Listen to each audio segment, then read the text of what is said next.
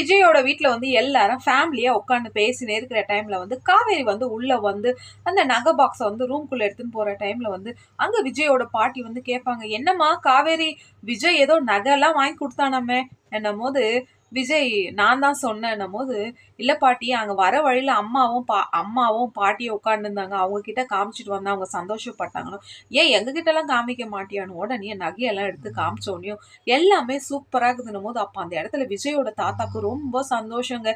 ஏன்னா பேரன் இப்படியெல்லாம் பொண்டாட்டியை பார்த்துக்கணும்னு தான் அவரு ஆசைப்படுறாரு.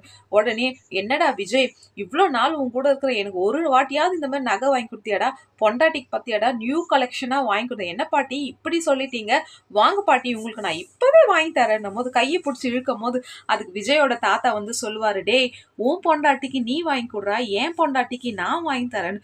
உடனே குடும்பத்துல ஒரே ஃபன்னா போதுங்க.